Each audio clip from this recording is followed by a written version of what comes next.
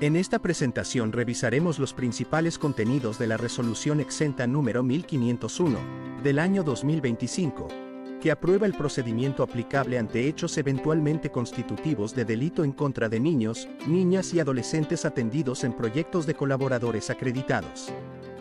El propósito de esta exposición es traducir el contenido normativo en una ruta comprensible y operativa para los equipos.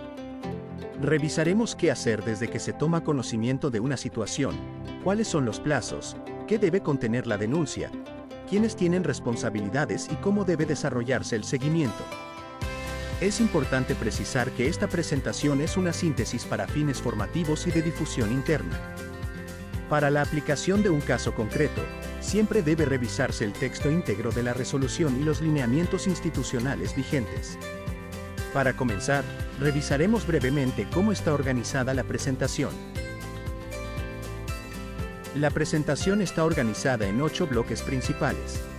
Primero revisaremos el contexto, la finalidad y el alcance del procedimiento. Luego abordaremos los principios orientadores y los deberes iniciales de protección, contención y confidencialidad.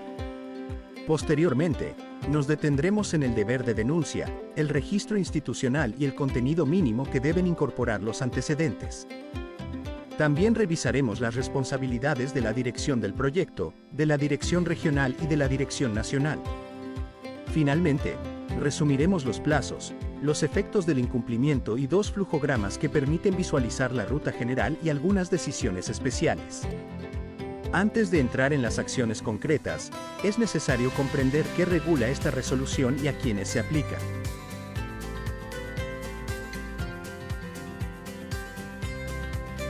La resolución aprueba un procedimiento destinado a ordenar la respuesta institucional cuando exista conocimiento de hechos que eventualmente puedan constituir delito contra un niño, niña o adolescente atendido en un proyecto. Su finalidad no se limita a presentar una denuncia. Busca asegurar una respuesta integral que combine la interrupción del riesgo, la protección inmediata, el resguardo de la información, la denuncia, el registro, la comunicación con el sistema proteccional y el seguimiento posterior. El procedimiento se aplica con independencia del lugar en que haya ocurrido el hecho y de la identidad o relación de la persona eventualmente involucrada. Por lo tanto, puede activarse aunque el hecho haya sucedido fuera del proyecto o aunque la persona denunciada no pertenezca a la institución. Lo determinante es que el niño, niña o adolescente se encuentre atendido en un proyecto y que el equipo tome conocimiento de una situación que pueda revestir carácter de delito. Esta amplitud de aplicación debe ser interpretada desde los principios que orientan toda la intervención. Toda actuación debe estar guiada, en primer lugar, por el interés superior del niño, niña o adolescente. Esto significa que las decisiones deben priorizar su seguridad, bienestar, dignidad y protección por sobre cualquier interés administrativo o institucional. El segundo principio es la protección integral. La respuesta debe orientarse a detener la vulneración, prevenir nuevas afectaciones y activar las medidas necesarias para resguardar derechos. El tercer principio es la confidencialidad.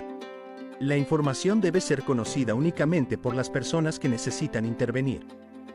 No corresponde compartir antecedentes por canales informales, grupos de mensajería o con personas que no cumplen una función directa en el procedimiento. Finalmente, se debe evitar la revictimización. Esto implica no someter al niño, niña o adolescente a reiterar innecesariamente su relato, no realizar interrogatorios y no formular preguntas que correspondan a los organismos investigativos. Desde estos principios se desprenden 3 deberes inmediatos para los equipos: proteger, contener y resguardar. Cuando el equipo toma conocimiento de los hechos, la primera obligación es proteger. Esto significa interrumpir el riesgo, resguardar a la persona afectada y adoptar acciones que prevengan nuevas vulneraciones. La segunda obligación es contener. La contención busca entregar apoyo emocional, alivio, seguridad y bienestar general. El equipo debe escuchar de manera respetuosa, sin presionar y sin transformar la conversación en una entrevista investigativa. La tercera obligación es resguardar. La información debe manejarse de forma reservada y el relato debe registrarse con las mismas palabras utilizadas por el niño, niña o adolescente. No corresponde incorporar interpretaciones personales, completar vacíos, calificar jurídicamente los hechos ni formular preguntas para determinar quién es responsable. La tarea del equipo es proteger, registrar y comunicar. La investigación corresponde a las autoridades competentes. Una vez asegurada la protección inicial, se activa una obligación que tiene un plazo especialmente estricto: la denuncia.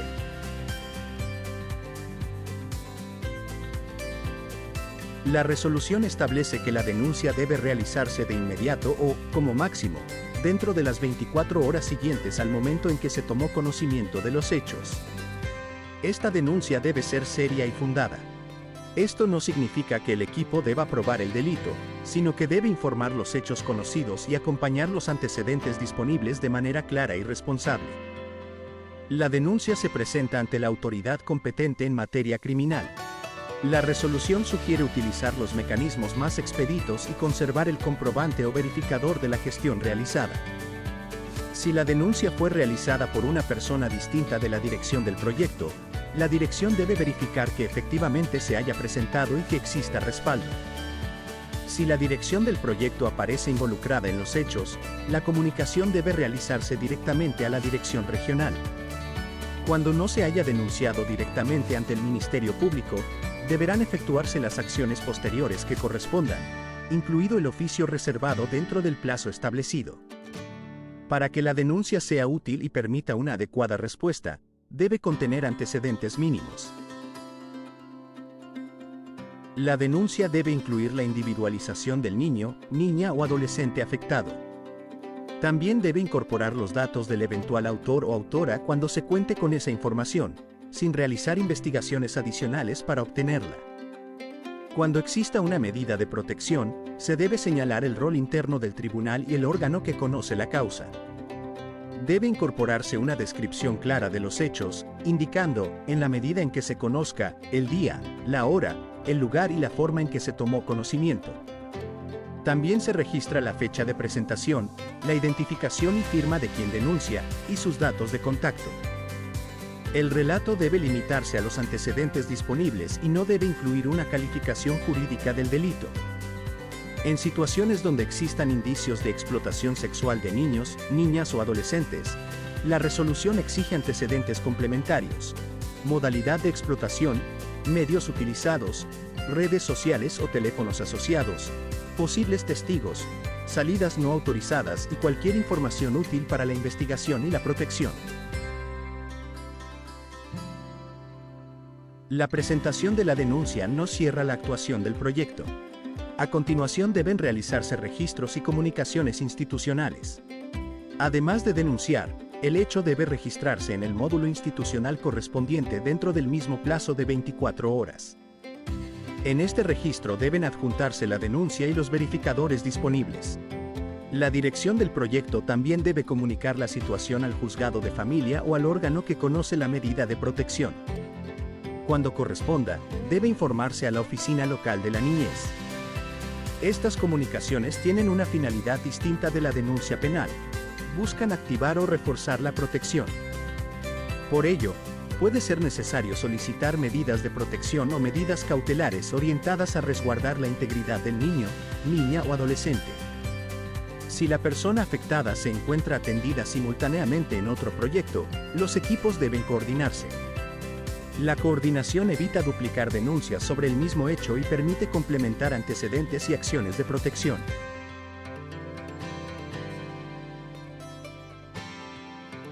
La dirección del proyecto tiene la responsabilidad de asegurar que la respuesta no se limite a una actuación inicial. Debe adoptar medidas inmediatas de protección, contención y asistencia, y dejar registro de las acciones realizadas. Debe verificar el cumplimiento del deber de denuncia, conservar los comprobantes, registrar la situación en el sistema y comunicarla al tribunal, a la oficina local de la niñez o al órgano correspondiente. También debe realizar seguimiento de las medidas adoptadas. La resolución establece registros mensuales durante los 3 meses siguientes, con el propósito de verificar que la protección continúe siendo adecuada y que los compromisos institucionales se cumplan. La familia o persona significativa debe ser informada cuando sea pertinente y seguro. Esta decisión debe considerar si la comunicación puede aumentar el riesgo o involucrar a una persona vinculada con los hechos. Asimismo, la dirección debe evaluar junto al equipo técnico si corresponde actualizar el plan de intervención individual. La situación puede exigir nuevos objetivos, acciones de reparación, coordinación judicial o intervención con referentes significativos. Finalmente, existe una responsabilidad preventiva: difundir el procedimiento y capacitar a todas las personas que mantienen contacto habitual con niños, niñas y adolescentes. Además de las responsabilidades del proyecto, la resolución asigna funciones específicas a los niveles regional y nacional. La dirección regional cumple un rol de supervisión, capacitación y control. Debe socializar el procedimiento con los proyectos de su territorio, revisar los registros y verificar el cumplimiento de las acciones exigidas. También debe velar por el cierre adecuado del reporte, adoptar medidas cuando existan omisiones del deber de denuncia y efectuar las comunicaciones especiales que correspondan, por ejemplo, en determinados casos de explotación sexual. La Dirección Nacional, por su parte, tiene funciones de soporte institucional. Le corresponde mantener y mejorar los sistemas de reporte, generar lineamientos, facilitar una aplicación uniforme del procedimiento y consolidar la información para su seguimiento. La existencia de estos distintos niveles de responsabilidad muestra que la protección no depende exclusivamente del profesional que recibe el relato. Es una obligación institucional compartida, con funciones diferenciadas y mecanismos de supervisión. Para aplicar adecuadamente estas responsabilidades, es indispensable tener claridad respecto de los plazos. El primero es el plazo de 24 horas para realizar la denuncia y registrar el hecho en el sistema institucional. Es el plazo más inmediato y debe ser priorizado desde la toma de conocimiento. El segundo corresponde a 5 días corridos para remitir un oficio reservado al Ministerio Público cuando el supuesto específico así lo requiera. También existen plazos de 5 días hábiles para determinadas gestiones, como adjuntar verificadores pendientes en los supuestos previstos y efectuar el cierre regional una vez completadas todas las acciones. Finalmente, el proyecto debe mantener seguimiento mensual de las medidas adoptadas durante 3 meses. Estos plazos deben incorporarse a la planificación y al control interno del proyecto. El incumplimiento de estos plazos y obligaciones puede producir consecuencias administrativas y, sobre todo, afectar la protección del niño, niña o adolescente. La omisión del deber de denuncia puede constituir una falta grave. La dirección regional puede verificar lo ocurrido, solicitar antecedentes y adoptar las medidas que correspondan frente al incumplimiento.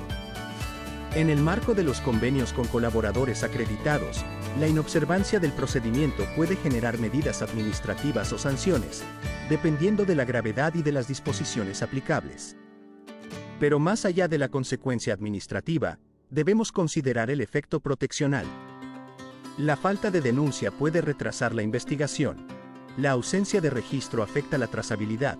La omisión de comunicaciones puede impedir la adopción de medidas.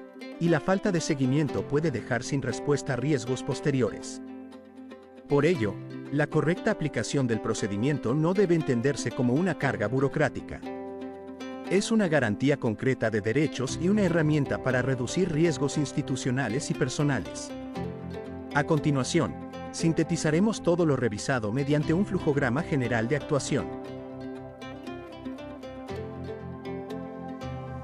El flujograma permite observar la secuencia completa. El punto de inicio es la toma de conocimiento de hechos que eventualmente podrían constituir delito. La primera respuesta es proteger y contener. De manera paralela, se resguarda la información y se registra el relato sin realizar preguntas investigativas. A continuación, se efectúa la denuncia dentro de las 24 horas y se registra la situación en el sistema dentro del mismo plazo. Luego se realizan las comunicaciones al tribunal o a la oficina local de la niñez. Se solicitan medidas de protección cuando sean necesarias y se coordinan las acciones institucionales. La ruta termina con el seguimiento de las medidas, la actualización de los registros y el cierre del reporte. En la práctica, varias acciones pueden desarrollarse de forma simultánea, pero ninguna de las etapas esenciales debe omitirse. Además de esta ruta general, existen decisiones especiales que modifican a quién se informa o qué antecedentes deben agregarse. El primer punto de decisión es determinar si la dirección del proyecto aparece involucrada en los hechos. Si la respuesta es sí, la situación no debe quedar bajo su conducción y debe informarse directamente a la dirección regional. Si la dirección no está involucrada, corresponde que active y coordine el procedimiento, verificando la denuncia, los registros, las comunicaciones y las medidas de protección. El segundo punto de decisión es identificar si existen antecedentes que hagan presumir una situación de explotación sexual de niños, niñas o adolescentes. Si existen, se debe incorporar la información complementaria exigida para estos casos y activar las coordinaciones especializadas. Si no existen esos antecedentes, se aplica la vía general.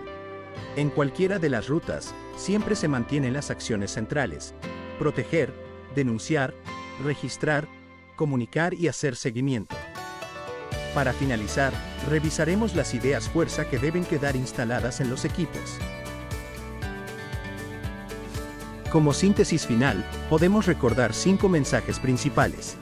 Primero, proteger antes que cualquier otra consideración. La seguridad y el bienestar del niño, niña o adolescente son la prioridad. Segundo, denunciar oportunamente. La denuncia debe realizarse de inmediato o dentro de las 24 horas siguientes al conocimiento de los hechos.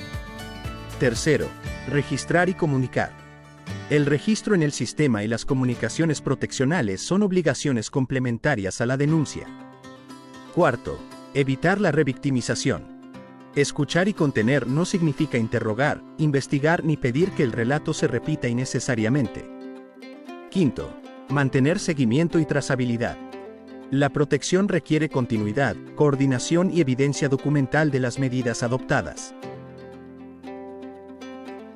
La invitación final es a que cada equipo conozca esta ruta, defina internamente sus responsables y mantenga disponibles los canales, formatos y respaldos necesarios para actuar sin demora. ONG TRECAN. Gestión con sentido humano, por la protección de la infancia.